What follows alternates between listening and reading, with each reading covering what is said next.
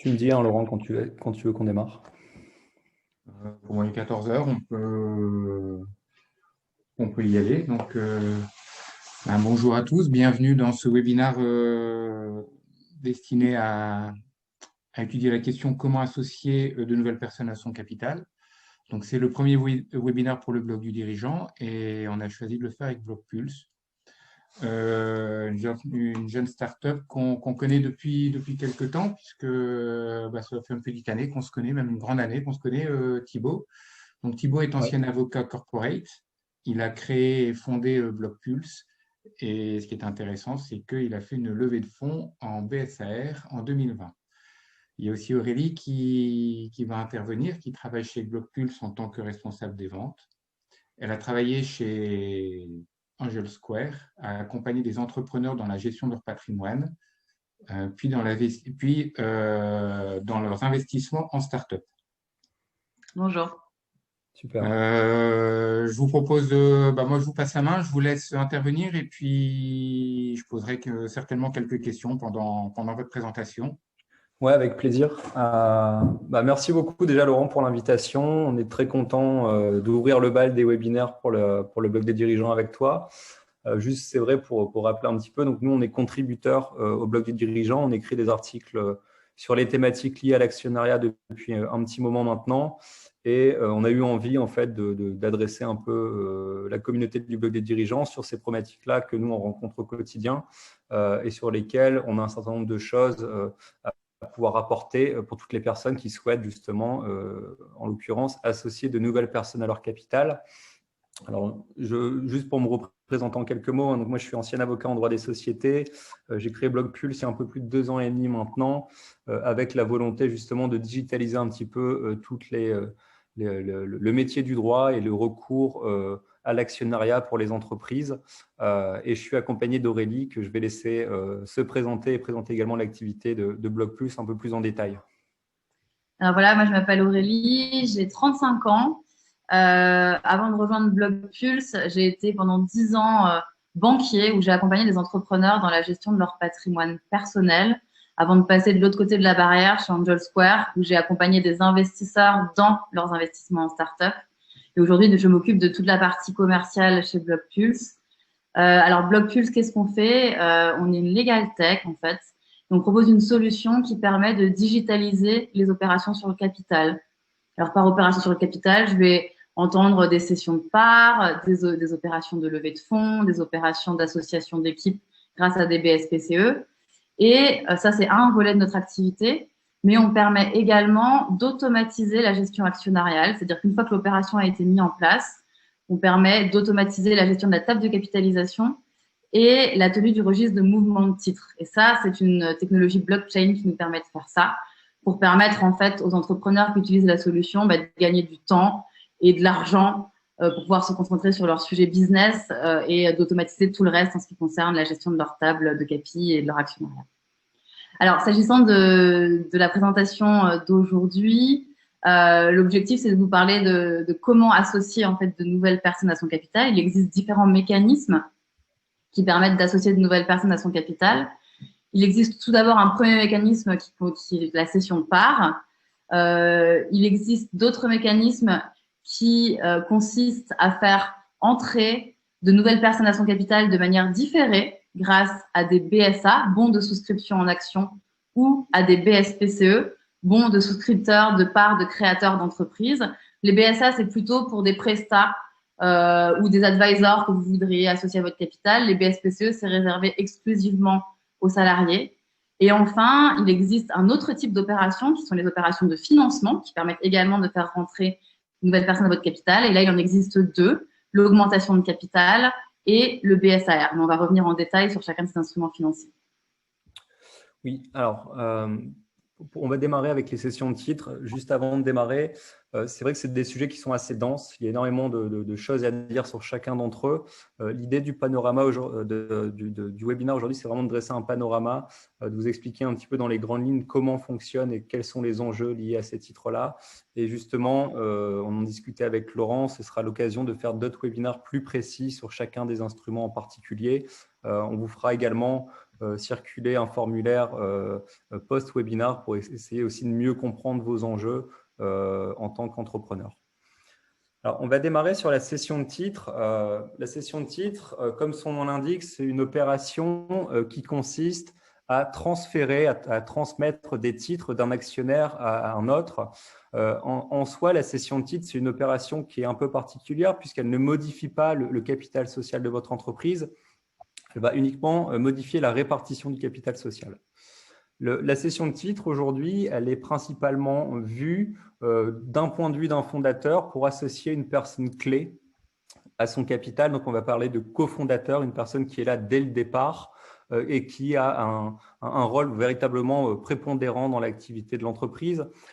Pourquoi c'est important de le souligner? Parce que la qualité de cessionnaire, donc la personne qui reçoit les titres, après la cession, devient de facto actionnaire à part entière de la société. Et le fait d'être actionnaire va entraîner un certain nombre de droits et d'obligations envers la société. En ce qui concerne typiquement les droits politiques, on va parler de droits de vote, et les droits financiers, on va parler de droits aux dividendes. C'est important de l'avoir en tête puisque c'est un véritable impact sur la gouvernance. C'est-à-dire qu'à partir du moment où vous cédez des titres à une nouvelle personne, cette personne va être en mesure de prendre des décisions avec vous lors des assemblées générales. Donc, il y a d'autres mécanismes qui permettront justement d'associer des personnes sans pour autant leur accorder un droit de vote lors des assemblées générales, ce qu'on verra après. Ce qu'il faut avoir en tête, c'est bien évidemment que la cession de titres, pour le coup, donne la qualité d'actionnaire à la personne qui récupère les titres. Autre point qui est important de souligner, c'est que dans les sociétés par action, les cessions, en principe, sont libres. C'est-à-dire qu'il n'y a pas d'encadrement obligatoire d'un point de vue légal, mais en revanche, il y a de fortes recommandations à pouvoir encadrer à la fois statutairement, donc dans vos statuts de votre entreprise, de pouvoir mettre en place des garde-fous pour le contrôle et la préservation de votre capital, mais on a également des possibilités d'encadrer contractuellement par des contrats privés ce type de cession. Deux points d'attention sur les clauses statutaires qu'on retrouve très fréquemment concernant les cessions de titres. Les droits d'agrément, les droits de préemption sont des clauses qui sont justement là pour préserver le capital et notamment le cas où vous auriez un actionnaire qui souhaiterait céder ses titres à un tiers. Le droit d'agrément et le droit de pouvoir dire non en qualité d'actionnaire. Non, ce tiers ne peut pas devenir actionnaire. Le droit de préemption est de pouvoir venir au préalable en disant si tu veux céder tes parts, moi je te les rachète, j'ai un droit de priorité de te les racheter avant que tu puisses les céder à un tiers. À partir du moment où ces droits sont dans les statuts de l'entreprise, il faut absolument respecter ces droits et le formalisme qui en découle, puisqu'il y a peine de nullité. Si vous ne respectez pas les droits de vos actionnaires, l'opération peut être annulée. Sur un autre volet, ce qui est important également d'avoir en tête, ce sont les points d'attention réglementaires, formalisme, plutôt administratif, on va dire. Mais en tant que chef d'entreprise, vous avez un certain nombre d'obligations en ce qui concerne la tenue de vos registres. Donc, la tenue de registre, c'est quoi? C'est d'une part la tenue de registre d'actionnaires, c'est-à-dire de pouvoir tenir à jour en temps réel tout le temps qui détient des titres de mon entreprise, combien de titres sont détenus par quelle personne. Et puis, de l'autre côté du miroir, on va avoir le registre de mouvement de titres qui est justement de pouvoir retracer l'historique de l'évolution du capital au fur et à mesure de l'avancement de la société. Donc, typiquement, dès que vous faites une cession de titres, vous devez mettre à jour vos registres d'actionnaires et vous devez mettre à jour vos registres de mouvement de titres. Et donc, il y a un certain formalisme en termes de papier à remplir, notamment les registres de mouvement, les ordres de mouvement et également, en cas de plus-value, l'enregistrement aux impôts en ce qui concerne les CERFA. Donc, ce sont des pratiques qui sont aujourd'hui encore beaucoup réalisées de façon papier. Nous, justement, on a créé BlockPulse pour pouvoir… Oui, j'allais dire, si je peux t'interrompre un instant, oui, est-ce que tu peux nous expliquer justement le gain qu'on peut avoir à utiliser la digitalisation et le net? Est-ce que ça peut apporter aux dirigeants d'entreprise tout ça? Ouais. Donc, très clairement, en fait, aujourd'hui, en ce qui concerne les ordres de mouvement, les registres de titres, ce sont des choses que vous allez acheter chez le libraire, qui sont des registres papier. Donc, dès que vous réalisez une opération, il faut enregistrer ces mouvements dans votre registre. Il faut aller au greffe. Donc, il faut vous déplacer au greffe pour le faire paraffer est coté. Donc, ce n'est pas anodin parce que ça prend du temps. Il y a également, en ce qui concerne les registres d'actionnaires, ce qu'on appelle les tables de capitalisation. Donc, au début, quand on va prendre un exemple très concret, quand vous créez votre entreprise, vous avez 2 actionnaires à 50-50, le registre d'actionnaires, il est plutôt simple à gérer. Si demain, vous émettez des bons de souscription d'actions, des BSA, des BSPCE, vous faites une levée de fonds et que vous commencez à multiplier le nombre d'actionnaires à gérer, c'est vrai que ça peut devenir compliqué d'y voir clair, surtout qu'on va avoir aussi des méthodes de calcul sur qui a le droit à combien d'actions à terme. Donc, c'est toute cette tenue de registre, en fait, et ce suivi de votre actionnariat qui, gérer aujourd'hui de façon Excel et de façon papier, entraîne un certain nombre de complexités. Et quand vous ne souhaitez pas vous occuper de ces complexités, ça coûte assez cher en frais d'avocat pour des tâches qui peuvent être absolument automatisées et digitalisées. Donc, nous, notre créneau, c'est vraiment là-dessus où on intervient chez Blockpulse, qui est une des briques de notre produit, qui est vraiment de vous aider à automatiser votre gestion actionnariale pour vraiment ne plus à vous soucier de savoir est-ce que vous êtes en conformité avec vos obligations. Tu peux nous donner un ordre d'idée de ce que ça peut coûter à peu près? Alors aujourd'hui, on a différents types d'abonnements. On a un abonnement pour les très jeunes startups qui est assez souple puisqu'on va payer au nombre d'actionnaires gérés sur la plateforme.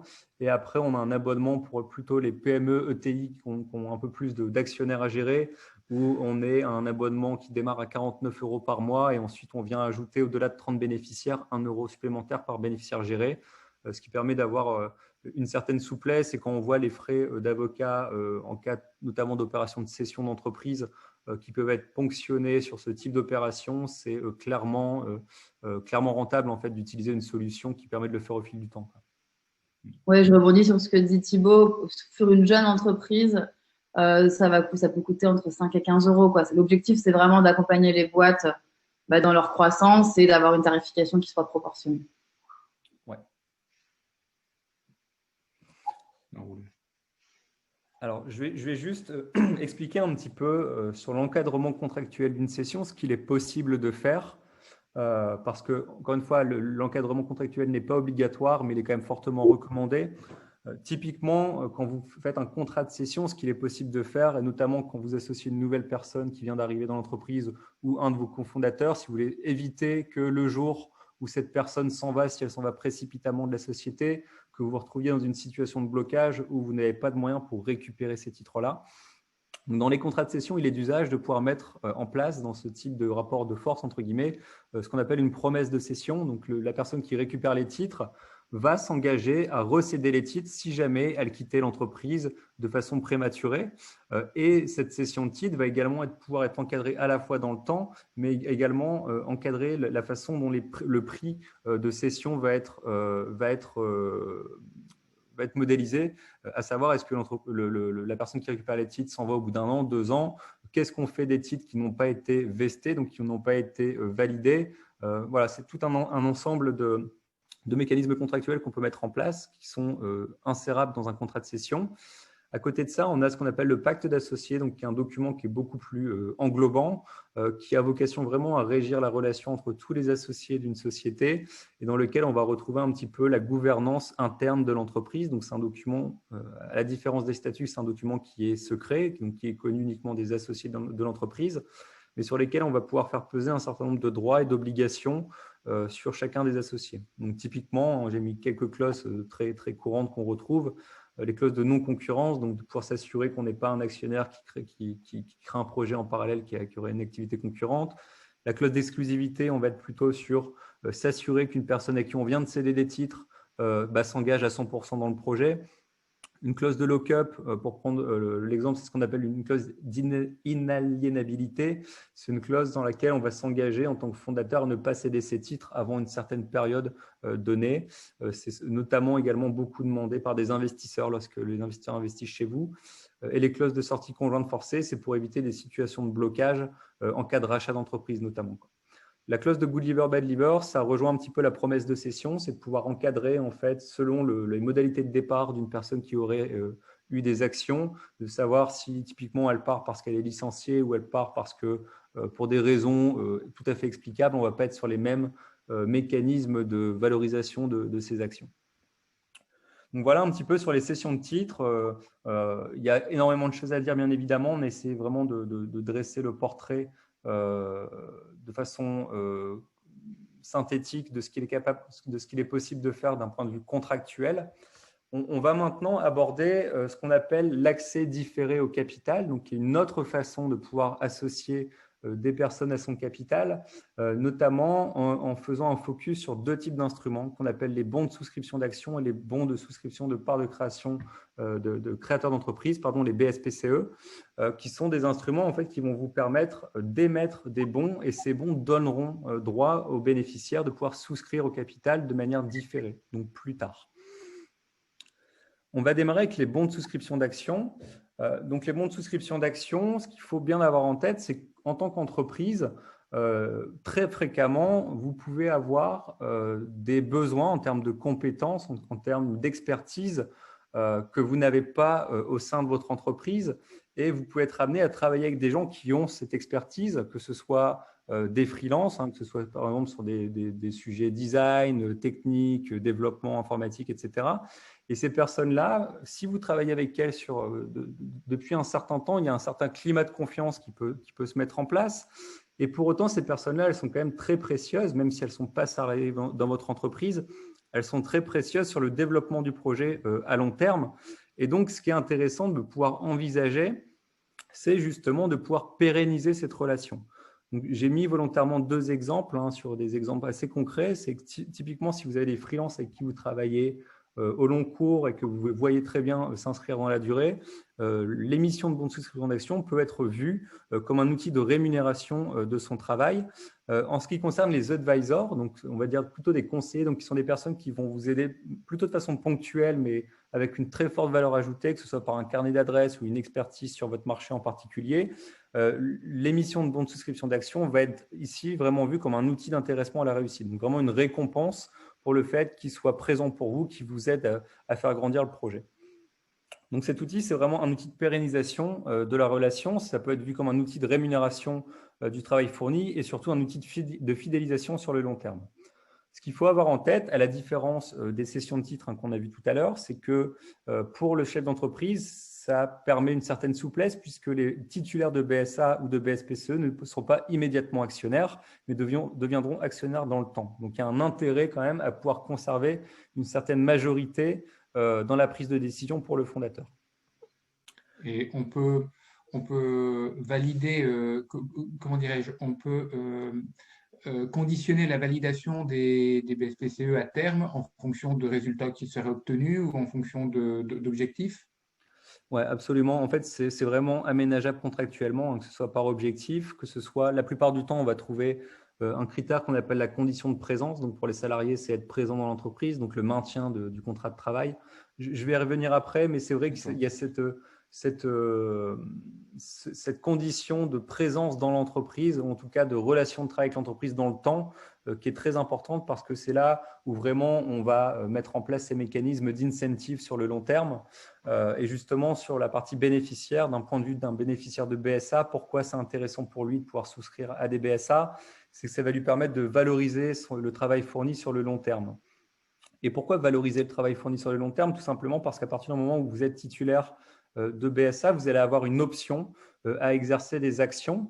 Et cette option, en fait, va typiquement dans le cas de rachat d'entreprise, vous permettre, si vos bons de souscription d'actions vous permettent de souscrire une action à 10 € et que l'entreprise est rachetée et que l'action de l'entreprise au jour du rachat vaut 100 €, eh bien, vous avez l'option de souscrire à 10 €. Et dans ce cas-là, ça devient très intéressant pour vous parce que vous êtes en mesure de pouvoir réaliser une vraie plus-value.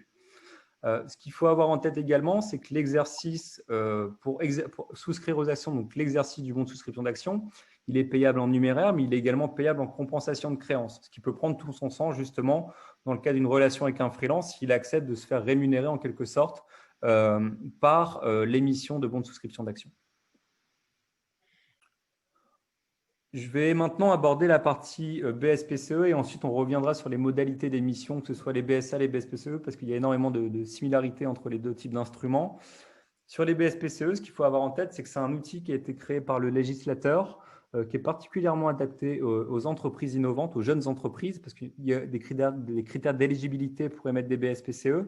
Mais l'enjeu premier pour un entrepreneur, c'est de pouvoir, grâce à des BSPCE, pouvoir attirer, recruter plus facilement des talents. Si on prend toujours l'exemple qui est souvent donné, qui est à salaire égal, deux entreprises, une qui ne donne pas de BSPCE et l'autre qui donne des BSPCE, eh ben, très simplement, on peut bien comprendre que le salarié a tout intérêt à aller dans l'entreprise qui va l'incentiver à long terme, puisque le salarié aura un intérêt à la réussite de l'entreprise.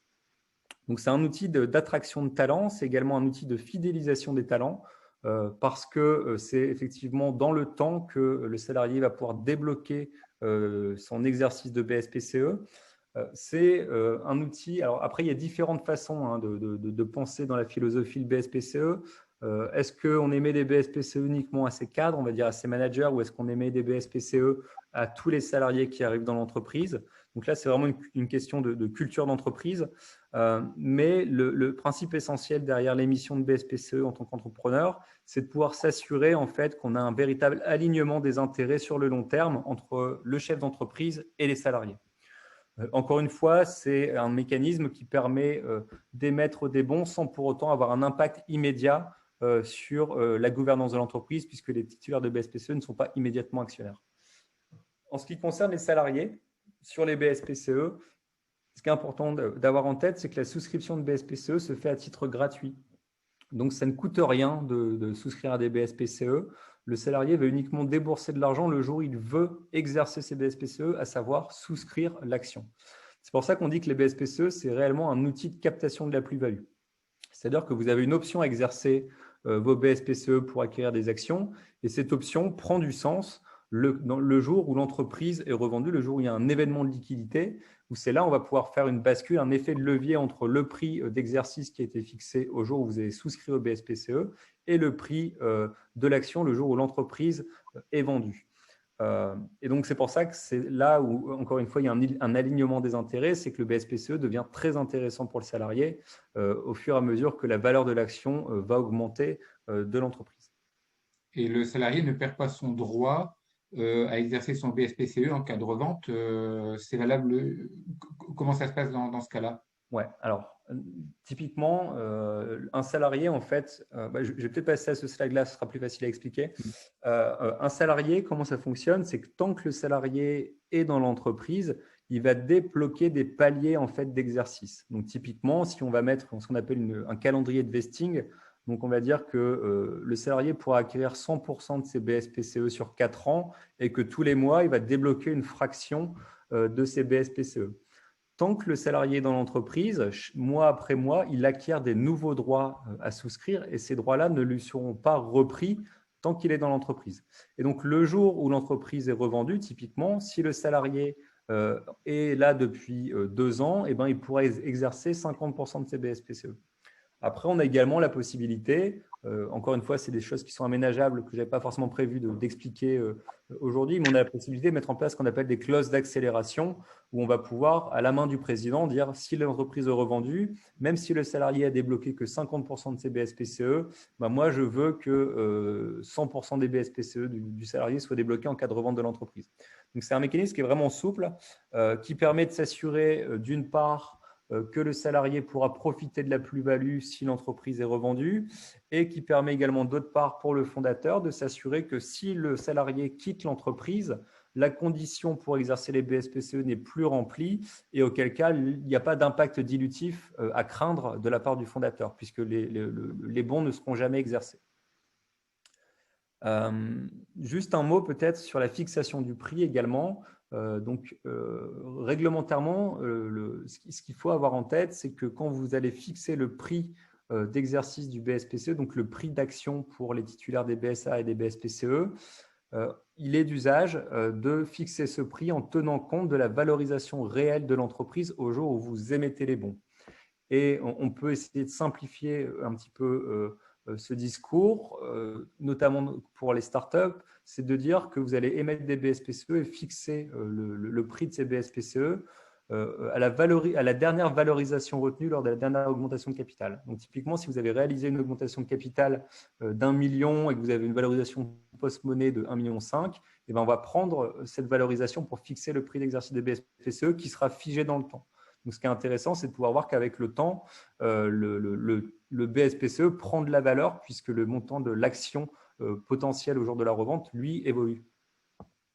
Et Thibaut, on va juste prendre une question de David, en fait, pour préciser quelque chose, qui demandait si les BSPCE, c'était des stock options. Peut-être juste réexpliquer du coup ce que c'est le BSPCE par rapport à des stocks.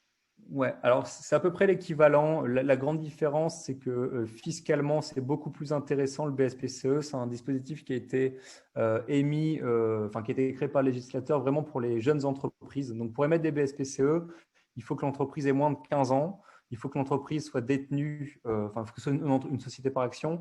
Il faut que l'entreprise soit détenue au minimum par 25% par des personnes physiques et qu'elle soit soumise à l'IS. Donc, en réalité, les BSPCE, c'est vraiment le meilleur dispositif quand vous êtes une jeune entreprise, société par action. Et quand vous n'êtes plus éligible à ce type de dispositif, c'est là où on va aller chercher plutôt des actions gratuites ou des stock options. Merci. On fera un point sur la fiscalité dans un second temps, s'il y avait une question aussi dessus. Tout à fait. Ouais. Yes. Sur cette partie-là, on pourra reprendre toutes les questions ensuite. Ça peut être intéressant qu'Aurélie, tu enchaînes sur la partie financement, que ce soit les augmentations de capital et les BSAR. Je te laisse prendre la main et tu me dis quand tu veux démarrer. Ça marche. Et moi, pour vous partager mon expérience de titulaire de BSPCE en tant que salarié, très clairement, moi, j'ai toujours eu dans toutes les boîtes dans lesquelles j'ai pu être des mécanismes d'actionnariat salarié, donc notamment actions gratuites. Le BSPCE, très clairement, c'est ce que disait Thibaut, ça permet de réaligner les intérêts entre le salarié et les fondateurs parce qu'on est tous dans le même bateau, on veut tous que ça cartonne pour pouvoir derrière faire une belle opération. Et ce qui est assez chouette avec la plateforme en fait BlockPulse, dans le cadre de BSPCE suivi sur BlockPulse, c'est que moi, l'écueil que j'ai pu avoir dans mes précédentes boîtes, c'est que j'avais des liasses de papier avec mon plan d'action gratuite. Je savais jamais où j'en étais. Là, avec la solution, en fait, sur la plateforme, j'ai mon accès salarié avec mon plan de BSPCE. Je sais où j'en suis entre ma période d'indisponibilité, de vesting. Et du coup, j'ai vraiment conscience de la valeur de mes BSPCE. Et je pense que c'est le truc le plus compliqué, en fait, de se dire, j'ai des BSPCE, mais quelle valeur ça a? Et oui, ça a de la valeur, et oui, ça prend de la valeur. Après, il y a un système de valorisation de l'entreprise au fur et à mesure. Comment tu évalues la valeur de tes BSPCE, en fait? Alors, c'est généralement la valo, soit la boîte le met à jour chaque année, ce qui est assez peu fait dans une jeune entreprise. Dans de plus grosses boîtes, effectivement, c'est fait chaque année. Dans une jeune boîte, généralement, c'est à chaque nouvelle opération sur le capital, la valorisation est remise à jour et donc ça permet de se dire, OK, j'en suis là. Alors du coup, sauf s'il y a des questions, mais je ne crois pas, je vais passer aux autres opérations qui permettent d'associer de nouvelles personnes à son capital, qui sont des opérations de financement, plus communément appelées levées de fonds. Alors, il en existe deux. Il existe une opération dite d'equity qui va permettre d'associer immédiatement de nouvelles personnes à son capital. Et il existe une autre opération qui est une opération dite de quasi-equity, puisque, en fait, elle va permettre d'associer de nouvelles personnes à son capital, mais de manière différée dans le temps. Et le nom de ce dispositif, c'est le BSAR. Et je vais y revenir dans un second temps. Alors, une augmentation de capital, qu'est-ce que c'est, en fait? Ça va être le fait d'émettre des actions nouvelles. Donc, mécaniquement, le capital social va augmenter auprès d'investisseurs qui, en fait, vont rapporter de nouvelles ressources à la société. Et généralement, quand est-ce qu'on fait une augmentation de capital? On fait une augmentation de capital pour soit financer son activité en cours, soit financer sa croissance ou des activités nouvelles, ou alors améliorer la santé financière de son entreprise. La réalité, c'est que typiquement, dans une période comme la période qu'on est en train de traverser depuis maintenant près d'un an, certaines entreprises connaissent des difficultés de trésorerie et de réaliser une augmentation de capital, ça peut permettre justement d'améliorer la santé financière de la société. Alors, comment ça se passe dans les faits quand on veut mettre en place une augmentation de capital? En fait, cette émission d'actions nouvelles va nécessiter de modifier les statuts. Donc, ce qu'il faut avoir en tête, c'est que c'est assez lourd d'un point de vue de formalisme et d'un point de vue administratif. La première étape, ça va être de rassembler une assemblée générale qui va venir en fait autoriser l'opération et qui va venir également autoriser un montant d'opération. Pourquoi? Parce qu'en fait, quand on fait une augmentation de capital, eh bien, ça va venir diluer, ça va avoir un impact dilutif sur les actionnaires qui sont déjà actionnaires de la société. Et donc, du coup, il faut qu'ils acceptent ce principe-là en assemblée générale. Ce que je peux vous dire en termes de dilution, généralement, quand une augmentation de capital est réalisée, c'est qu'il faut essayer de viser une dilution entre 10 et 30% en moyenne et ne pas aller au-delà. En tout cas, c'est ce que font la plupart des entreprises qu'on accompagne, qui sont des entreprises qui sont des startups, qui généralement lèvent sur des levées de fonds en seed et en série A, sur des montants entre une centaine de milliers d'euros jusqu'à 1-2 millions d'euros à peu près. Un autre point, en fait, quand on réalise une augmentation de capital, c'est qu'en fait, on va pouvoir le faire qu'en une seule fois. C'est ce que ça veut dire en une seule fois. Ça veut dire qu'il faut avoir réuni l'intégralité de ces investisseurs, de ces futurs actionnaires, pour pouvoir réaliser l'opération. Ça, c'est une chose. Et l'autre chose, c'est que vous avez prédéfini un montant, en fait, lors de l'Assemblée générale. On va prendre un exemple. Vous avez défini un montant de 1 million d'euros que vous avez fait accepter à vos actionnaires actuels. Eh bien, pour pouvoir réaliser l'opération, il faut avoir réuni au minimum 75% de la somme qui a été votée en Assemblée générale. Si ce n'est pas le cas, vous êtes obligé de repartir à zéro. Et donc, voilà, le formalisme est quand même assez lourd. L'autre point qui est important quand on fait une augmentation de capital, c'est qu'il va falloir définir la valorisation. On ne peut pas faire d'augmentation de capital s'il n'y a pas une valorisation qui est prédéfinie. Et ça, la question de la valorisation, c'est une question qui n'est pas vraiment résolue, puisqu'en fait, c'est du gré à gré, c'est-à-dire que c'est de la négociation avec vos investisseurs, avec vos futurs actionnaires. On fait se rencontrer deux intérêts qui sont antagonistes, puisqu'en fait, votre investisseur, il va vouloir rentrer sur une valorisation qui sera la plus basse possible, et vous aurez tendance à essayer de chercher une valorisation la plus haute possible. Et ce qu'il va falloir faire, c'est essayer de trouver le bon équilibre. Et comment on détermine une valorisation? Il n'y a pas de recette miracle, mais ça va dépendre du stade de maturité de votre société, où est-ce que vous en êtes en fait, et d'autres critères tels que votre secteur d'activité, où vous en êtes de votre produit, votre marché, et tout ça va permettre de définir la valo. Le conseil qu'on peut vous donner quand vous allez être sur ces questions de valorisation, c'est qu'au début, soyez vraiment souple dans vos négociations, parce que parfois, il vaut mieux lever sur une valo qui est un petit peu moins importante, un petit peu moins élevée, mais pour vous permettre de mieux relever plus tard, parce que si vous négociez une valo qui est trop élevée, le risque, c'est que vos investisseurs vous demandent au prochain tour de table une valo qui sera encore plus intéressante, parce qu'eux vont vouloir faire une bonne opération financière, et vous pouvez avoir des difficultés, en fait, du coup, pour relever. Voilà sur la partie valorisation. Un autre point lié à l'augmentation de capital, c'est que c'est une opération qui administrativement est assez lourde, puisque ça demande de nombreuses formalités, dont l'enregistrement au greffe dont parlait Thibaut tout à l'heure. Et le point clé également, c'est qu'il va falloir encadrer vos relations avec vos investisseurs. Et ça, vous allez le faire de deux manières. Vous allez le faire grâce à la term sheet, qui va permettre d'encadrer en fait vos relations durant l'opération de levée de fonds en augmentation de capital. Et derrière, vous allez également le faire grâce au pacte d'associés dont parlait Thibaut tout à l'heure, qui est un document qui va venir régir vos relations entre associés ou actionnaires. Et l'objectif, c'est d'éviter des situations de conflit, des situations de blocage, et de permettre, en cas de conflit notamment, la sortie d'un actionnaire. Et voilà, comme le disait Thibaut tout à l'heure, c'est un document qui régit uniquement les relations entre actionnaires, en aucun cas avec des tiers. Et c'est un document qui est totalement secret, contrairement aux statuts qui sont publics. Alors, je ne vais pas revenir en détail sur les différentes clauses, puisque Thibaut en a déjà parlé tout à l'heure. Je voudrais juste vous parler d'une clause qui est la mise en place d'un board. C'est une clause en fait qui permet, quand vous allez faire rentrer de nouveaux investisseurs à votre capital, souvent on va chercher à s'entourer d'advisors en fait qui vont constituer votre board. Et donc voilà, il faut le prévoir dans le pacte d'associés. J'ai une petite question. régulièrement, on parle de plusieurs types de levées de fonds, le seed, série A, série B, tout ça.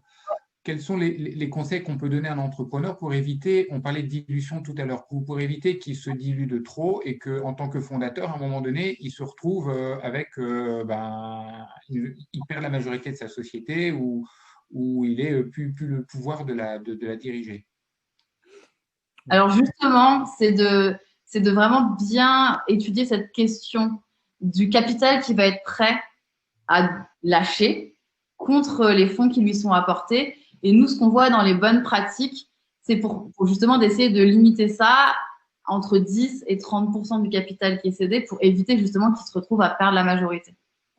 D'accord. Après, en moyenne, il y a combien de levées de fonds? C'est 2-3 levées de fonds en moyenne quand une société se développe? Il faut anticiper combien?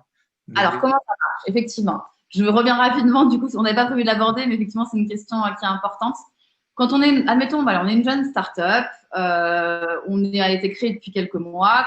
Qu'est-ce qui va se passer dans la vie de la boîte? Il va y avoir une première opération qu'on va appeler le love money, qui est, on va aller chercher de l'argent auprès de son réseau, de ses amis, de sa famille. Généralement, ça, c'est des levées qui sont de quelques dizaines de milliers d'euros. Donc ça, c'est la première opération. Donc généralement, c'est la première dilution ou alors on peut faire des cessions de parts pour mettre ça en place. Et derrière, il va y avoir une première levée de fonds qu'on appelle la levée de fonds en seed. Ça, c'est des levées de fonds qui sont entre à peu près 100 000 et 1 million d'euros. Et pour les boîtes qui vont bien fonctionner, il y aura une seconde levée de fonds qu'on va appeler la série A. La série A, on va dire que c'est entre 1 et 5 millions d'euros.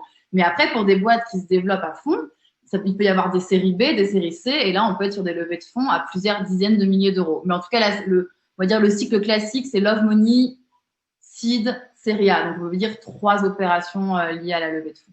Ouais.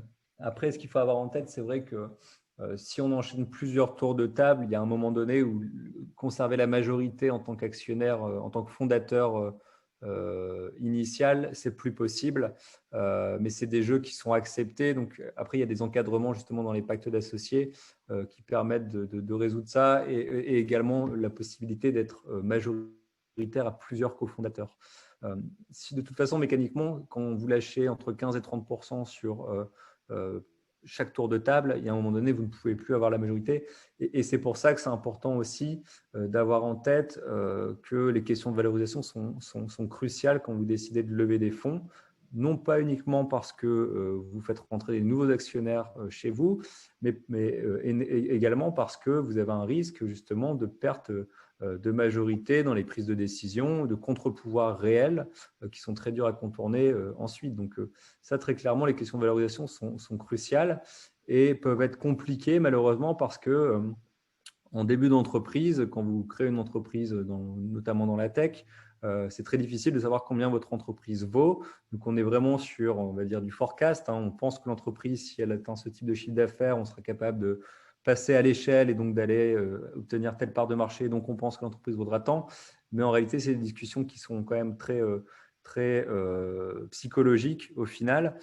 Et c'est pour ça également, pour faire un petit peu la transition avec l'instrument d'après, qu'il y a un instrument qui a été créé réellement pour les jeunes boîtes qui ont du mal à fixer la valorisation, qui s'appelle le BSAR et qui permet justement non pas de fixer une valorisation de manière certaine au moment où les investisseurs rentrent dans l'entreprise, mais au contraire de décaler cette question de la valorisation à plus tard. Exactement. Et je terminerai, avant de passer sur le BSAR, je terminerai sur les avantages et les inconvénients en fait à faire une opération en augmentation de capital. En avantage, il faut avoir, enfin, ce qui est vraiment fondamental quand on fait une augmentation de capital, c'est qu'en fait, on va venir renforcer la solidité financière de son entreprise. Et ça, c'est le BSAR dont parle Thibaut et dont je vais parler dans quelques instants, ne permet pas ça. Puisqu'en fait, on fait rentrer des investisseurs et des actionnaires de manière décalée dans le temps. Et donc, qui dit renforcer la solidité financière d'une entreprise, c'est dire renforcer aussi sa crédibilité. Et donc, du coup, derrière, de pouvoir aller chercher des financements, notamment des emprunts bancaires, des aides d'État. Donc ça aide vraiment beaucoup quand on a fait une levée de fonds en augmentation de capital. Un autre avantage de l'augmentation de capital, c'est que c'est un mécanisme qui est éligible aux dispositifs fiscaux. Qu'est-ce que je veux dire par là? C'est-à-dire que quand on fait une levée de fonds en augmentation de capital, les investisseurs peuvent loger leurs titres dans un PEA, plan épargne en action, ce qui va leur permettre à eux, investisseurs, de bénéficier d'une fiscalité très, très favorable quand vous revendrez la boîte sur la plus-value de cession. Un autre élément fiscal, c'est que les parts qui ont été obtenues grâce à une augmentation de capital sont également éligibles à des dispositifs fiscaux de réduction d'impôt sur le revenu. Ce n'est pas le cas du BSR, parce que c'est un bon de souscription. Et également éligible à l'article 150 obiter. Alors, qu'est-ce que c'est que l'article 150 obiter du Code général des impôts? C'est en fait quand on vend une société, on peut faire ce qu'on appelle un apport cession pour pouvoir, dans une holding, pour pouvoir réduire en fait la fiscalité sur sa plus-value. Les entrepreneurs qui font ça, ils ont une obligation de remploi des sommes qui ont été réalisées dans d'autres sociétés pour pouvoir réduire leur impôt. Et donc, si on investit dans des boîtes via une augmentation de capital, c'est éligible à ce dispositif. Après, pour les inconvénients, on les a vus tout au long de cette présentation, c'est que administrativement, c'est extrêmement lourd. Voilà, il y a beaucoup de formalités. C'est un mécanisme qui permet de rentrer des fonds, mais de manière lente, puisqu'il faut avoir réuni le quorum et l'intégralité de la levée. Il faut valoriser la boîte. Et ça, c'est quand même un vrai sujet, notamment pour une jeune société. Et donc, du coup, au final, ça peut être très long. Et parfois, pour une société qui a besoin d'argent rapidement, ce n'est pas forcément adapté. Et c'est pour ça qu'effectivement, il y a un autre mécanisme qui existe qui permet de répondre à ces écueils liés à l'augmentation de capital, qui est le BSAR. Le BSAR, bon de souscription en action, R, accord d'investissement rapide. C'est un mécanisme alternatif, en fait, qui tient son origine d'un mécanisme américain qui s'appelle le SAFE. C'est assez récent, parce que ça a à peu près 4 ans, mais c'est en train de devenir de plus en plus répandu, de plus en plus d'entreprises l'utilisent. Et nous, ce qu'on voit même chez BlockPulse, c'est que maintenant, on a certains investisseurs qui demandent à leur start-up de faire leur levée exclusivement en BSAR parce que c'est beaucoup plus simple aussi côté investisseur. Alors, ce n'est pas le cas de toutes les levées, mais on le voit de plus en plus. Alors, un BSAR, qu'est-ce que c'est? L'idée, c'est de faire entrer de nouveaux investisseurs qui vont devenir actionnaires de manière différée dans le temps lors de la survenance d'un événement générateur qui va être prédéfini au départ. Donc, c'est extrêmement adapté à des jeunes startups parce que justement, ça permet d'aller vite et ça permet de faire rentrer des investisseurs rapidement et donc de l'argent rapidement. Et d'un point de vue pratique, en fait, c'est un simple contrat qui va permettre de recevoir l'argent immédiatement. C'est-à-dire qu'en fait, il ne faudra pas attendre d'avoir réuni l'intégralité de l'enveloppe de la levée de fonds, mais vous allez pouvoir faire rentrer vos investisseurs au compte-gouttes. Donc, c'est extrêmement adapté quand on a un besoin de trésorerie qui est rapide. Et l'autre point qui est extrêmement important sur le BSAR, c'est que vous n'allez pas avoir besoin de définir la valorisation. Alors, comment ça va se passer dans les faits? Vous allez définir non pas une valorisation, ce qui est souvent difficile, parce qu'on ne sait pas forcément exactement justement que vaut ma boîte au bout de quelques mois d'existence. Vous allez définir ce qu'on appelle une fourchette de valorisation, c'est-à-dire que combien vaudra mon entreprise dans X mois, on va dire par exemple dans 18 mois, eh bien moi je pense qu'elle va valoir entre 1 million d'euros, qui va être la valorisation dite plancher, et entre 3 millions d'euros, qui va être la valorisation dite plafond. Il n'y a pas besoin de définir de valorisation précise.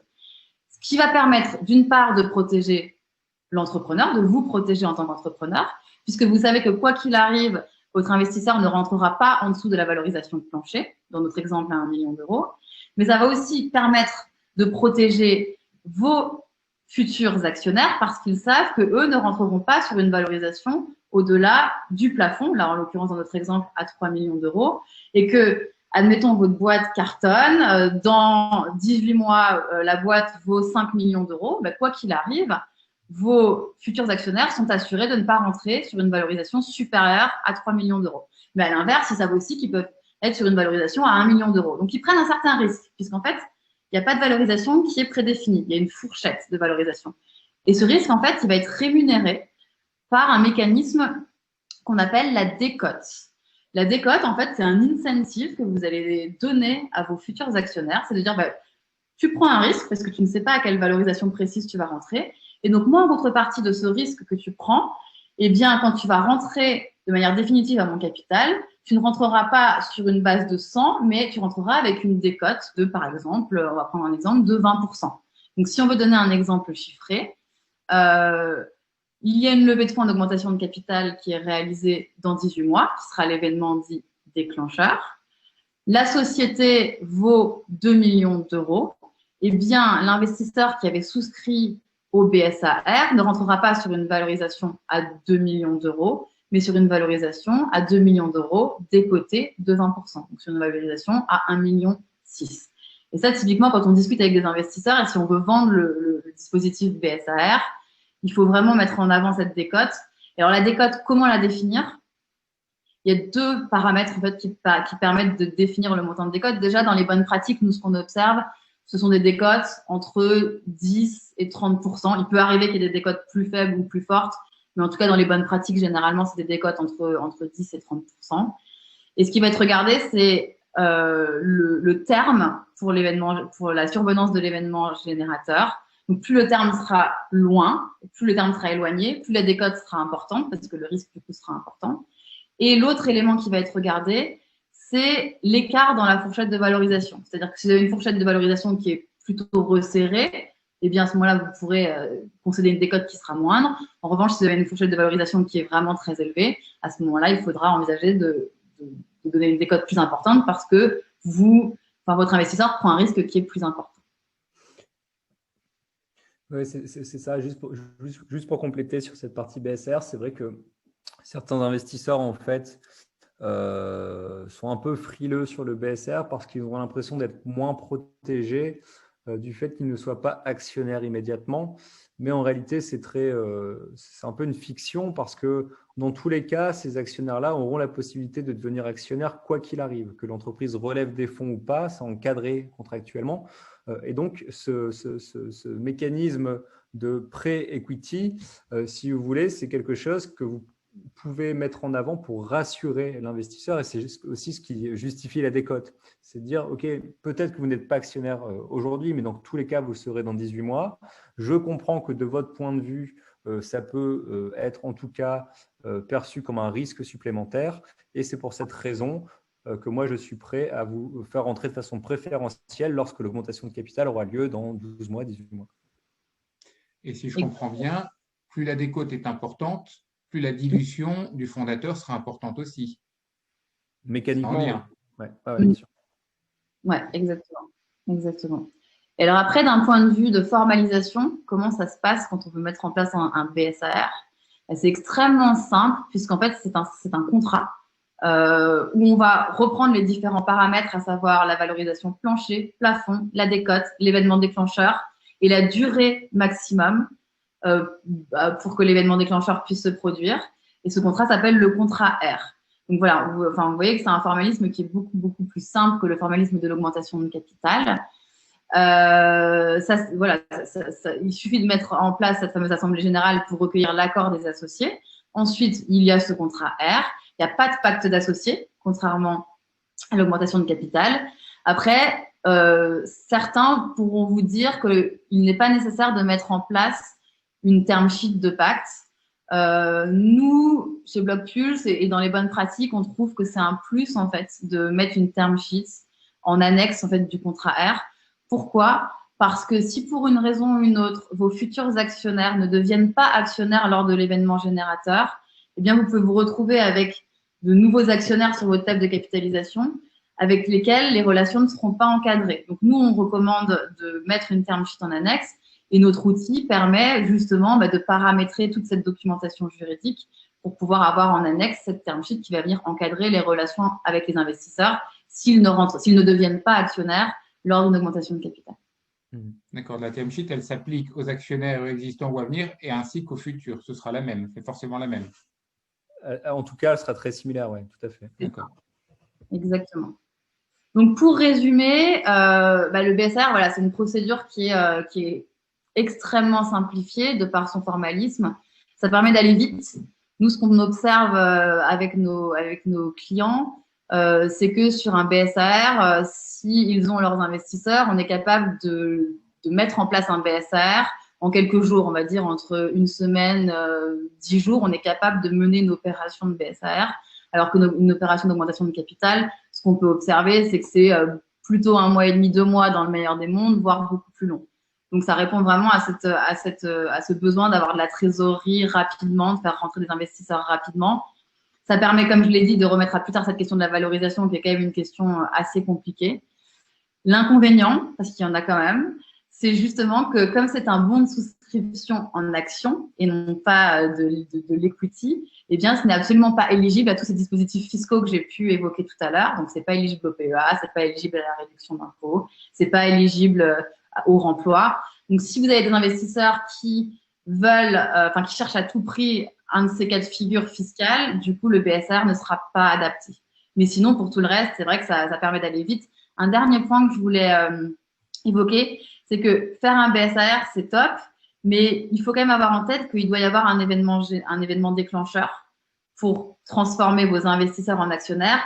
Et donc, il faut prévoir dans sa progression une autre opération sur le capital, on va dire à horizon 24-36 mois maximum, parce que si vous ne prévoyez pas de relevé de fonds, du coup, le BSR ne sera pas adapté parce que vous n'aurez pas d'événement déclencheur. Ouais, et après, c'est vraiment juste pour compléter, c'est vraiment l'effet de levier en fait qui va être recherché par les investisseurs. Donc, il faut être dans une dynamique de relever des fonds. C'est là où clairement c'est intéressant. Exactement. Et après, pour pouvoir mesurer toute la partie justement impact dilutif d'un tel instrument, on vous a mis un petit peu plus haut dans la présentation, je crois que c'est sur la slide précédente, un QR code que vous allez pouvoir flasher. On a mis en place un simulateur sur notre site qui vous permet vraiment de voir, en fonction de la composition de votre capital actuel, si vous mettiez en place un BSAR, on vous pose toutes les questions, vous verrez, c'est très simple. Quel impact ça aurait sur la dilution en fait, de votre capital. Ouais, on a la même chose pour tout type d'instrument, hein, que ce soit une augmentation de capital, un BSA, un BSPCE. Vous pouvez vraiment modéliser en fait l'impact de dilution pour vous en tant que fondateur, ce qui vous permet un peu de vous projeter, de comprendre un peu comment ça fonctionne. Tout à l'heure, Thibaut, tu évoquais une limite en termes de temps. Tu disais que les outils, notamment le BSPCE, n'est utilisable que pour les sociétés qui ont moins de 15 ans, si je me souviens bien. Ouais. Et quels sont les outils qui peuvent être utilisés par des sociétés, des PME existantes qui vont avoir besoin de se financer, notamment peut-être pour digitaliser leur modèle économique ou se développer? Comment peut-on différencier les deux? Alors, c'est ce qu'on disait tout à l'heure, c'est que le BSPCE, il est vraiment réservé à un type d'entreprise en particulier. Après, on a des mécanismes d'action gratuite, voire des mécanismes de stock option qui, justement, en fait, vont permettre de toucher un public plus large en termes de société. Et les BSA n'ont pas non plus ce critère de 15 années. On peut tout à fait émettre des bons de souscription d'actions auprès de salariés. C'est juste que c'est un peu moins intéressant, mais c'est tout à fait faisable. D'accord. Et je vois qu'il y a une question sur l'éligibilité du BSAR au PEA-PME. Donc, ce n'est pas éligible au PEA, donc ce n'est pas éligible non plus au PEA-PME, puisque ce n'est pas une action, mais un bon de souscription. Et les bons de souscription ne sont pas éligibles ni au PEA, ni au PEA-PME. Ouais, alors, je vais juste arrêter le partage, comme ça, je vois un peu le débat. Yes, alors je ne sais pas après si vous avez des questions particulières. Laurent, est-ce que tu avais des questions Moi, j'ai eu la chance de pouvoir les poser un petit peu au fil de l'eau. Moi, j'aimerais mesurer exactement déjà qui ça peut intéresser. On a un petit peu parlé. Et surtout, l'intérêt de la relation qu'on a. En fait, moi, ce qui m'intéresse dans Blockpulse, c'est tout le côté digitalisé. Alors, sans partir, pour être clair pour toutes les personnes qui vous écoutent, sans partir dans de la com, mais c'est d'expliquer quel est le mécanisme qui fait que vous êtes plus efficace qu'un avocat ou qu'un expert comptable qui pourrait accompagner les dirigeants. Pourquoi il faut passer par Blockpulse? Qu'est-ce que vous allez apporter? Ouais, clairement, nous, notre métier, en fait, c'est de faciliter la vie des entrepreneurs et des souscripteurs. Et pourquoi on est capable de dire ça aujourd'hui? Parce qu'en fait, on s'appuie sur un certain nombre de bonnes pratiques pour dégager des contrats qui sont standardisés. Donc, c'est-à-dire qu'aujourd'hui, on va dire la standardisation des actes juridiques va correspondre à 80% des situations. Donc, on a des contrats qui sont quand même assez souples pour encadrer et pouvoir prendre en charge un certain nombre de situations. Mais ce type de contrat, ce type d'opération chez nous est en fait vraiment réalisable en quelques clics. C'est-à-dire que si demain, vous voulez mettre en place votre plan de BSA ou de BSPCE, ça va vous prendre 1 heure et vous serez en mesure en fait, d'attribuer des BSA ou des BSPCE typiquement dès le lendemain aux personnes de votre choix. Si on reprend un peu les process initiaux et aussi pourquoi moi je suis parti sur la création de BlockPulse, chez les avocats, c'est vraiment une autre façon de travailler. C'est une façon qui est beaucoup plus sur mesure, qui est beaucoup plus artisanale, mais qui est beaucoup moins digitalisée. C'est-à-dire que si vous voulez vraiment des choses très personnalisables, qui prennent vraiment en compte un certain nombre de critères, là, l'avocat est pertinent, mais c'est vrai qu'après, on n'est pas sur les mêmes, c'est pas exactement le même produit dans le sens où nous, on sait faire des choses qui marchent bien, on fait moins de customisation, mais on permet vraiment d'aller vite et de façon beaucoup plus économique parce que nous, nos prix sont assez intéressants. Là-dessus, je vous invite à aller voir un petit peu notre tarification, mais on est clairement en dessous du marché, quoi. On est plus de 2 fois moins cher qu'un avocat pour le même type d'opération. D'accord.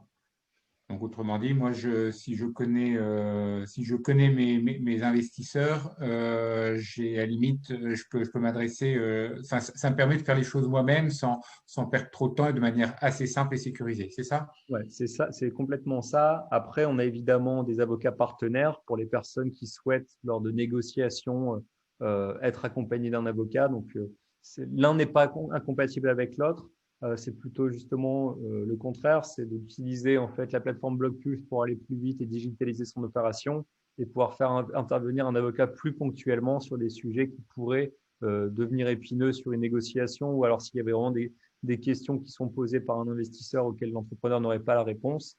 Encore que nous, on est en train de bâtir énormément de ressources là-dessus sur notre site qui permet justement d'aiguiller un petit peu l'entrepreneur. Mais encore une fois, la dimension conseil de l'avocat n'est pas amputée si vous utilisez BlockPulse parce que vous aurez la possibilité justement d'avoir recours à un avocat au moment où vous en avez le plus besoin, qui peut être le moment de la négociation, quoi. Ok.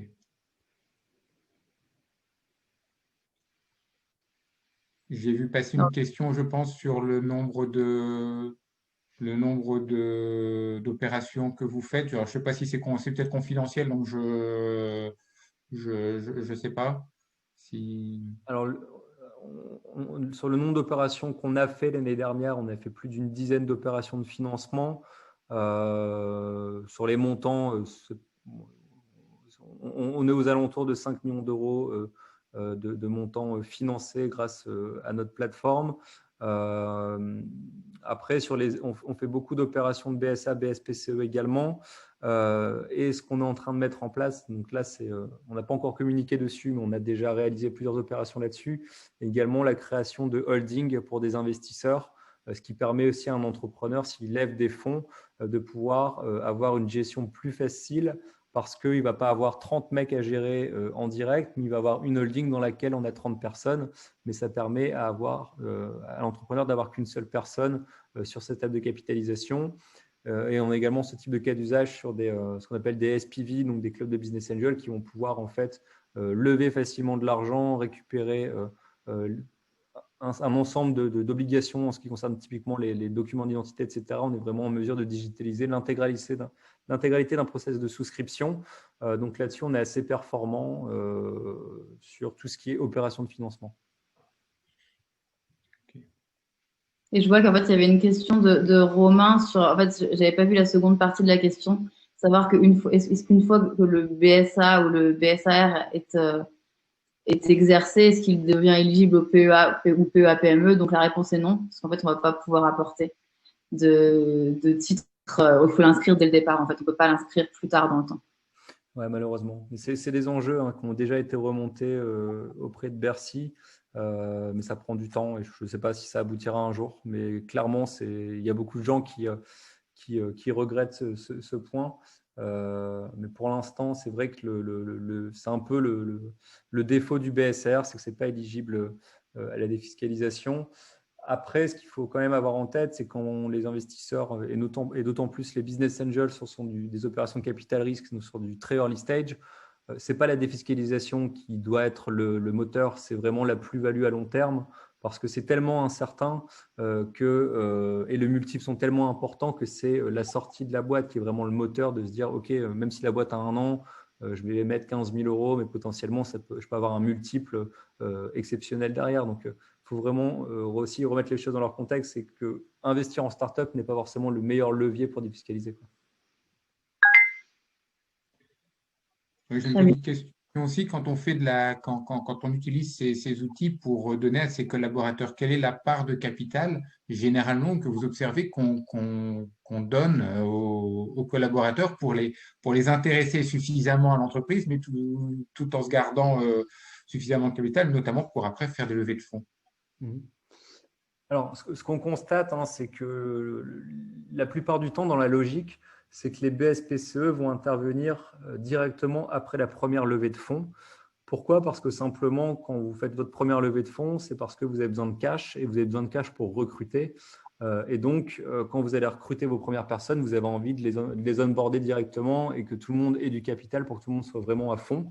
Les bonnes pratiques, c'est quoi? C'est post-première levée de fonds, on va dire, c'est de pouvoir lâcher au maximum 10%. On va dire entre 5 et 10%, d'avoir un pool entre 5 et 10% de BSPCE ou de BSPCE plus de BSA. C'est quelque chose de correct, en tout cas, pour un début de projet.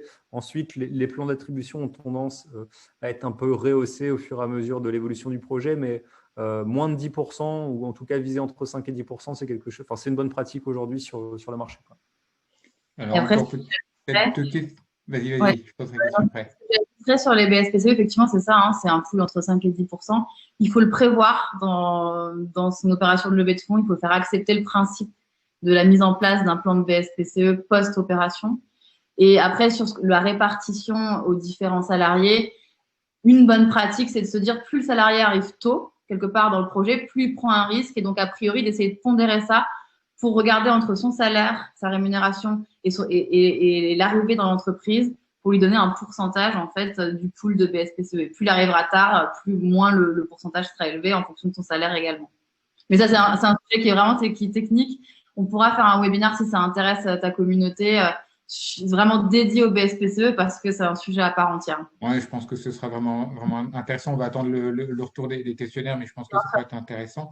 J'ai encore une question de novice. On parle de pool de BSPCE. Ça veut dire que l'ensemble des collaborateurs, on va dédier par exemple, j'ai une bêtise, 10% pour les BSPCE, l'ensemble des collaborateurs ont ces 10%, ou alors est-ce qu'au fur et à mesure qu'on met des collaborateurs, ces 10% peuvent dépasser, on va au-delà des 10%? Est-ce que… Non. En fait, si tu veux, comment ça fonctionne, c'est que quand tu veux émettre un plan de BSPCE ou de BSA, tu vas faire accepter le principe de dilution à tes actionnaires. Et donc, en fait, tes actionnaires te donnent le droit, te donnent une délégation de compétences en tant que président, de pouvoir allouer 10% de ton capital ou 5% de ton capital au fur et à mesure du temps. Et donc, en fait, ton pool de 10%, tu l'as une fois. Donc, soit tu fais un pool uniquement parce que tu as 3 personnes et que tu vas allouer 100% de ton pool sur les 3 personnes. Soit tu dis, je vais prévoir un peu plus large, je vais demander 10%. Je vais prévoir un réservoir de 10%, il faut vraiment le voir comme un réservoir. Et ensuite, tu vas allouer en fait ton réservoir au fur et à mesure que tu as des nouveaux salariés qui arrivent. OK. Et en cas de licenciement, comment ça se passe? Alors, sur les BSPCE, c'est particulier parce qu'effectivement, une des conditions pour exercer ces BSPCE, c'est une condition de présence. Donc, c'est on va dire le maintien du contrat de travail. Donc, effectivement, quand tu quittes l'entreprise, tu perds ton droit à exercer les BSPCE. Encore une fois, c'est aménageable contractuellement, mais dans l'essence du BSPCE, on va dire qu'un chef d'entreprise n'a pas intérêt à ce qu'un salarié qui s'en va souhaite exercer ses BSPCE parce que ça n'aurait pas vraiment de sens. Le BSPCE, il est vraiment là pour venir récompenser les salariés qui sont là depuis plusieurs années si un jour l'entreprise est revendue. Ça leur permet de faire une plus-value et vraiment d'aligner les intérêts entre la plus-value effectuée par les fondateurs et celle par les salariés. Et nous, c'est pour ça que au-delà du mécanisme BSPCE, c'est vraiment quelque chose que l'on prône et que l'on prône auprès de toutes les startups qui utilisent nos solutions. C'est un très, très beau mécanisme aussi de redistribution de richesse, de partage de richesse, de partage de capital, d'équité, de parité. Donc voilà, c'est extrême. Voilà, au-delà du mécanisme juridique, c'est un mécanisme qui permet de porter de belles valeurs. Et et qu'on incite vraiment des entrepreneurs à mettre en place quand ils font une opération d'augmentation de capital ou de BSAR à la suite de l'opération. Ouais, mais c'est marrant parce que en préparant le webinaire, j'étais en train de revoir un peu toutes les ressources qu'on avait. Et c'est vrai que sur les chiffres, c'est assez parlant, hein. Il y a plus de 75% des startups qui mettent en place des plans de BSPCE. Donc, c'est vraiment une bonne pratique. Ça permet également vraiment d'essayer d'inculquer une vraie culture d'entreprise, entre guillemets, de la performance, parce qu'au final, ça devient intéressant si la boîte est performante. Mais ça permet aussi vraiment d'ancrer un peu aussi de solidarité entre salariés et fondateurs et de se dire, OK, on vise tous le même objectif qui est qu'on explose tout, quoi. Je pense je ne sais pas si on a encore le temps. J'ai vu qu'il y avait encore des questions. Je ne sais pas si on a encore le temps, Laurent. Pour moi, moi j'ai l'impression, j'ai regardé un petit peu les questions des participants, j'ai l'impression qu'on abordait un petit peu l'ensemble. Je ne sais pas s'il y en a d'autres. En termes de temps, pour moi, on est, on est bon. Je te laisse mettre. Dis-moi, je crois que tu vois mieux les questions que moi. Mais écoute, j'ai vu une question sur comment trouver ces investisseurs. Alors, je vais pas rentrer dans le détail parce que ça, pareil, ça pourrait faire l'objet d'un webinaire presque à part entière. Mais pour donner 2, 3 tips quand on veut lever des fonds,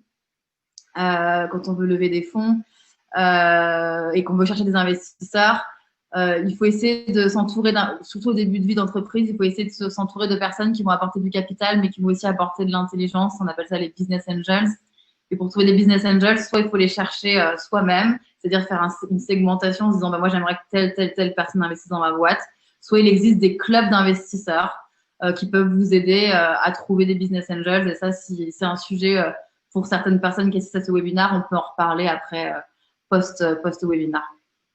Je pense aussi que j'ai beaucoup sur le blog, j'ai beaucoup de questions sur le financement et j'essaie d'expliquer régulièrement que les investisseurs, ils sont intéressés par l'entreprise dès lors que le modèle économique est établi. C'est très difficile de trouver des investisseurs quand on est dans l'idée et quand on est encore dans le concept, quand on est en train de créer. Alors, en tant que créateur, et là, je pense que, enfin, Thibaut, tu dois me comprendre. Moi, je suis là, c'est très frustrant parce qu'on voit notre projet, on se dit on avance, on se dit on est en train d'aboutir, on sent les choses arriver, mais le modèle économique n'est pas établi. Donc, les investisseurs qui sont de l'autre côté, ils ont le sentiment de prendre un risque qui est très important. Dès lors que le modèle économique commence à naître, qu'il arrive, c'est quand même beaucoup plus facile. Il faut peut-être me confirmer ou infirmer ce que je dis, mais en tout cas, c'est mon Mais ressenti. tu as raison, hein, c'est ça. Enfin, en tout cas, hormis cas exceptionnel, c'est vraiment ça. Pourquoi? Parce qu'en fait, à partir du moment où si vous n'avez pas encore été sur le marché, vous n'avez pas encore prouvé que ce que vous faites a de la valeur et les gens sont prêts à payer pour votre produit. Il y a des investisseurs qui peuvent y croire, mais c'est vrai qu'il y a tellement de projets qui cherchent à se financer que c'est très dur de tirer son épingle du jeu si vous n'avez pas encore prouvé que votre modèle marche, quoi. Ce qui est en réalité compréhensible, hein. Après, si vous êtes sur des marchés de niche, ce serait peut-être un conseil qu'on peut donner, c'est que si vous êtes sur des marchés de niche ou des trucs très précis, essayez vraiment de cibler des investisseurs qui comprennent ce que vous faites. Nous, ça a été le cas sur la partie blockchain notamment. On était vraiment au tout début de projet, mais les mecs connaissaient le marché, connaissaient les opportunités et ont compris ce qu'on essayait de faire. Et on n'avait pas encore lancé le produit, mais vu qu'on parlait à des gens qui étaient experts sur ce marché-là et qui avaient compris la valeur de ce qu'on essayait de faire, se sont dit oui, ok, moi j'y crois à votre histoire. Il y a un côté un peu irrationnel dans la levée de fonds, c'est vraiment est-ce que vous arrivez à convaincre des gens, à leur vendre votre histoire. Si on veut revenir un peu juste sur le critère de décision d'un business angel sur du early stage, c'est principalement, avant toute chose, il y a le projet, bien évidemment. Est-ce que le projet me parle? Est-ce qu'il est crédible? Est-ce qu'il crée de la valeur? Est-ce qu'il résout un vrai problème? Ça, c'est des questions évidentes. Mais au-delà de ça, il y a aussi, est-ce que l'équipe que j'ai en face de moi m'inspire confiance? Est-ce que l'équipe est assez solide pour pouvoir, au cours des prochaines années, développer le projet et répondre aux ambitions qu'elle annonce? Ça, très clairement, les enjeux… c'est très humain, hein. Peut-être un peu moins dans les tours de financement après, mais sur du site, c'est vraiment très, très humain parce que En gros, c'est une question de confiance. Est-ce que vous êtes prêt à me suivre? Ça va être risqué, on est en tout début de projet, c'est très incertain. Mais en tout cas, nous, on est à fond. On va donner toute l'énergie qu'on a, on a les compétences. Enfin, voilà. C'est vraiment une discussion qui s'établit. C'est pour ça que la recherche d'investisseurs, en fait, très souvent, elle est peut-être un peu… Il y a beaucoup de gens qui disent « j'ai pas réussi à lever de fonds », mais il y a un vrai travail préparatoire avant même de s'adresser au business angel, que ce soit sur ce qu'on appelle le deck, les documents préparatoires de la startup, mais aussi sur le type d'investisseur que vous allez contacter. C'est un peu comme la prospection commerciale. Au plus vous ciblez votre fichier de prospection, au plus vous avez de chances d'avoir un écho, quoi. Avec les business angels, c'est pareil, quoi. Il faut vraiment cibler des gens qui sont sur votre secteur d'activité, qui connaissent ce que vous faites. Je pense aussi qu'il y a une chose qui peut aider énormément, c'est de se faire accompagner par des personnes qui sont passées par des créateurs de start-up ou des personnes qui sont passées par du financement. Ils ont des habitudes, ils ont une certaine exigence. Tu parlais des documents préparatoires, ils savent comment on les rédige, ils savent ce qu'il faut dire, ils savent parler aux investisseurs, ils ont échangé. Généralement, ils se sont pris des plâtres, pour être clair. En tout cas, c'est mon cas. Et donc, du coup, il y a vraiment une manière d'aller échanger et se faire accompagner, trouver quelqu'un qui fait ça, ça me paraît être une bonne démarche. Ah ouais, très clairement. Aujourd'hui, on a la chance qu'il y ait quand même de plus en plus de structures d'accompagnement. Et très clairement, c'est vrai que les incubateurs, nous, on est passé par beaucoup d'incubateurs. Et ben, c'est des ressources qui sont hyper intéressantes. Et notamment, nous, on a trouvé nos premiers investisseurs à Eura Technologies. Mais au-delà de trouver du financement dans les incubateurs, vous allez avoir trouvé des gens qui ont déjà expérimenter l'entrepreneuriat. Donc, vous avez énormément de ressources à disposition, des gens qui vont vous challenger sur votre modèle, sur votre produit, sur les problématiques que vous essayez de résoudre. Et clairement, quand vous êtes bien accompagné, vous allez beaucoup plus loin.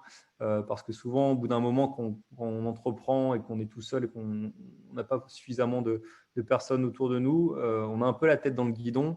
Et ça peut être dangereux parce qu'il faut toujours sans arrêt être challengé.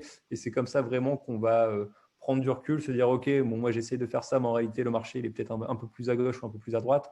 Et c'est vraiment en confrontant toujours les idées qu'on peut bien avancer là-dessus. Et ça, c'est vraiment des sujets qui sont clés quand vous abordez les discussions avec des investisseurs. C'est que si vous n'êtes pas prêt à vous faire challenger ou si vous n'avez pas anticipé des questions qu'on va pouvoir vous poser, c'est mort, quoi.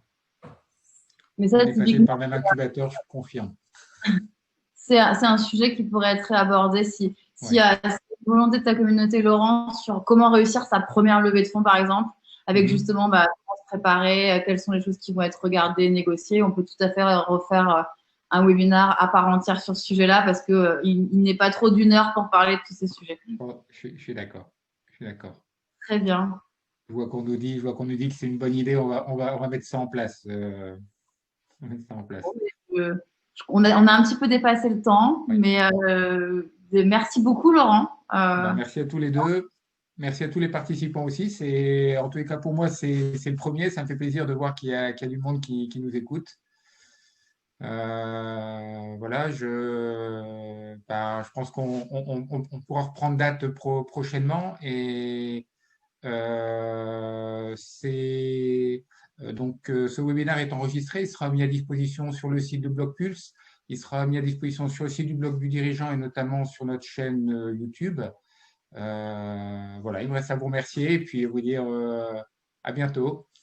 Ouais. Merci à tous et merci beaucoup, Laurent. Merci à tous. Merci à tous. Au revoir. Et merci à Camilo derrière aussi. Et merci à Camilo qui est en coulisses, exactement. Exactement. De main de maître. Et chez le blog du dirigeant, à Marie, qui a bien travaillé aussi Laurent, il y a une question qui demande ta chaîne YouTube. Ma chaîne YouTube, donc elle est sur le blog du dirigeant. Il faut aller voir les vidéos quand c'est sur le blog du dirigeant. Alors, je l'ai pas. Là, on prend de cours. À la rigueur, s'il veut avoir l'adresse, il peut aller sur le blog du dirigeant, me poser la question en commentaire ou sur la page contact. Je lui répondrai en direct. Il faut savoir que je réponds à toutes les questions sur le blog du dirigeant. Et si on veut vous interroger, ils peuvent utiliser les commentaires. Vous êtes présent sur pas mal d'articles du blog du dirigeant. Donc, ils posent des commentaires, je ferai suivre ou sur blog plus directement, bien évidemment, sur votre site. Oui, je que si effectivement il y a des problématiques spécifiques d'opération, nous, on est à la disposition de tous les participants pour en parler hors webinaire. Donc, tu feras le lien, Laurent, évidemment, mais voilà, on est à la disposition de tous les participants. Tout à fait. Et je vois que Camilo a mis le lien de la chaîne. Donc, super. Merci, Camilo. À très bientôt. Merci tout le monde. Au revoir. Merci à tous. Au revoir. Au revoir. Bonne fin de journée.